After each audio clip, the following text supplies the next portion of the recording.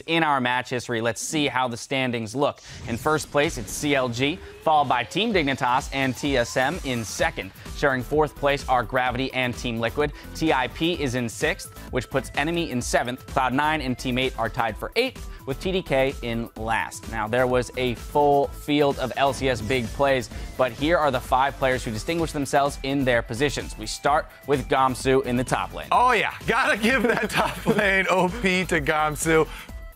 People, after this Jarvan game, they might even forget about yesterday, his Hecarim game, where he didn't die at all. He took over the entire game and carried for him there. Plus, then today, he had the manliest Jarvan game that I've ever seen, with split pushing plays all over the place. So this guy definitely. And then into the jungle we move, and we find the king, Helios, for this week. The mastermind right now behind the punish game that is Dignitas. Like Kobe said, if everybody is making mistakes, it's the person who's willing to take the risk and jump on those mistakes to capitalize. And that's why Helios is the shot caller of the jungle for OP5. Master of the mid lane is Pobelter. He was shredding opponents as AP Kog'Maw and carried his team against TDK to keep them in sole possession of first place. Then, King of the AD, we're going to move to Enemy's Otter. Yeah, even though Otter ended up going 1-1 this week, he had a really good performance on Jinx, and the fact that his positioning is getting better over time, he deserves that spot as the OP AD carry. All right, finally we arrive at support. We've got Bunny Fufu. Yep, and another shot caller for his team, only recently taking up that mantle. He also had the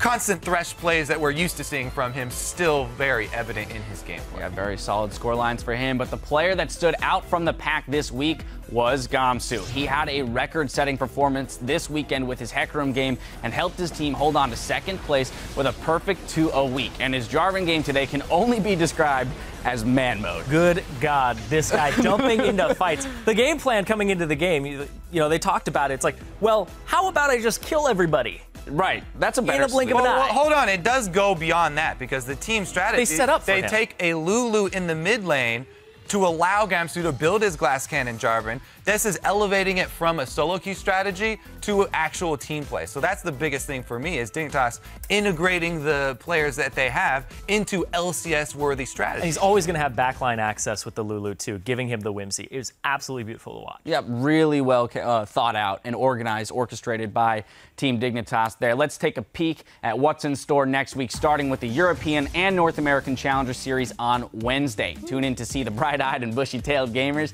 as well as the grizzled veterans who are out to win their way into the LCS. Also on Wednesday, you can catch an all-new primetime league. Week 5 of the European LCS launches on Thursday, starting with Rokat versus Copenhagen Wolves, followed by the Unicorns of Love against Giants Gaming. Then on Saturday, the North American LCS continues its march to the playoffs with Team Impulse battling Gravity, followed by Team Liquid versus CLG. Now, for a full rundown of the upcoming schedule, be sure to check out lolesports.com.